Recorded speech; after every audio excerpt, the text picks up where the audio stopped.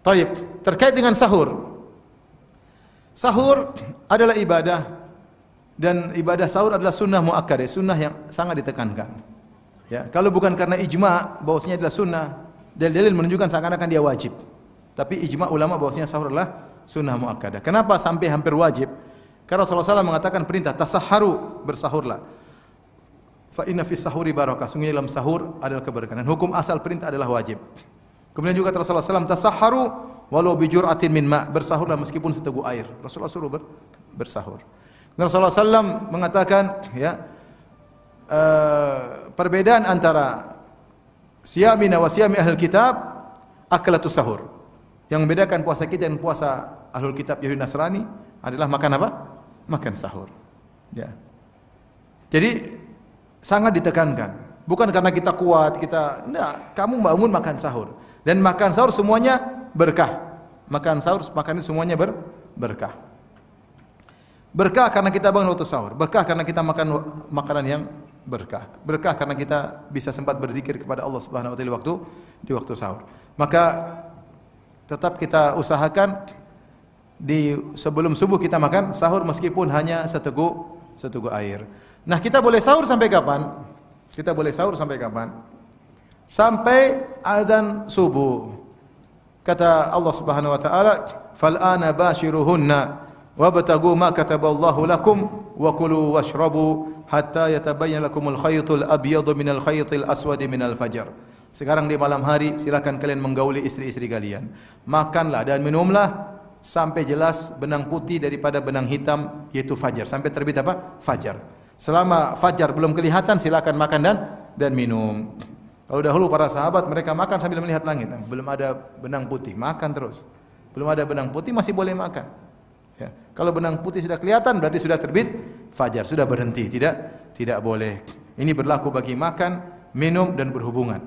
Boleh sampai terbit fajar. Kalau terbit fajar, maka seorang harus selesai dari makan dan minumnya, tidak boleh dia lanjutkan. Kalau dia sedang berhubungan sama istrinya, terbit fajar, maka dia harus berhenti dari hubungan tersebut. Kalau dia lanjutkan maka batal. Tidak boleh. Maka puasanya tidak sah. Nah, kalau kita dengar azan kemudian nasi masih di mulut, gimana ya? Datang dalam satu hadis ini dipersingkat oleh para ulama. Kata Rasulullah SAW, "Idza sami'a ahadukumun nida", jika salah seorang dari kalian mendengar azan, wal ina'u fi yadihi, sementara air di gelas di tangannya, fala yadha'hu hatta yaqdi hajatahu, maka jangan dia taruh gelas tersebut tapi dia minum dulu. Ini hadis ini dibahas oleh para ulama. Ada yang mendhaifkan hadis ini, ada yang hadisnya sahih tetapi ditakwil. Kenapa ditakwil? Karena ayat jelas. Kata Allah Subhanahu wa taala, makan dan minumlah sampai terbit apa? Fajar. Allah kasih batasan. Kalau terbit fajar enggak boleh makan dan minum lagi. Ada yang mengatakan ini rukhsah bagi orang yang sedang makan tiba-tiba dengar azan maka dia langsung selesaikan. Jangan dia lanjutkan. Ya. Karena sebagian orang habis makan azan, tenang. Tidak apa-apa. Kerupuk keluarin, kerupuk sambal santai. Tidak boleh. Ya. Kalau sudah azan selesai. Saya lebih cenderung bahwasanya kalau sudah azan selesai, tidak boleh minum, tidak boleh apapun. Tetapi karena azan subuh masih diperbincangkan oleh para ulama, mungkin kalau minum air insyaallah aman lah ya. Minum air insyaallah apa? Aman ya.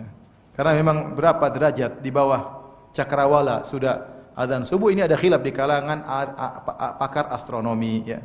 Di kalangan pakar astronomi. Seperti Indonesia memakai 20 derajat di bawah cakrawala. Jadi subuh sekarang jam 4.40 menit. Sebagian di Singapura kalau nggak salah 19,5, berarti 2 derajat. Tunggu lagi 2 derajat karena tunggu lagi setengah derajat 2 menit, berarti subuhnya 4.42. Saudi menggunakan 18,5 derajat. Berarti azannya 4,446. 6 menit beda dengan kita. Paham? Ada lagi lebih parah, cuma 16 derajat. Semakin apa? Tapi untuk kehati-hatian, pokoknya kalau sudah azan kita berhenti. Kalau azan kita berhenti. Adapun imsak yang ditulis di jadwal-jadwal 10 menit sebelum azan itu untuk kehati-hatian, bukan dilarang untuk makan dan minum. Jadi kalau ada pengumuman imsak, berarti masih bisa makan. Masih ada 10 menit. Bisa 2 piring 10 menit, lumayan. Tergantung kecepatan. Kalau masih ada hasrat masih bisa berhubungan ya. Jadi intinya 10 menit masih oke lah ya, 10 menit ya. Dan bukan karena sekarang orang ketakutan, mereka kira imsak enggak boleh makan lagi sehingga mereka berhenti sebelum imsak. Padahal yang dianjurkan kita bersahur menjelang azan.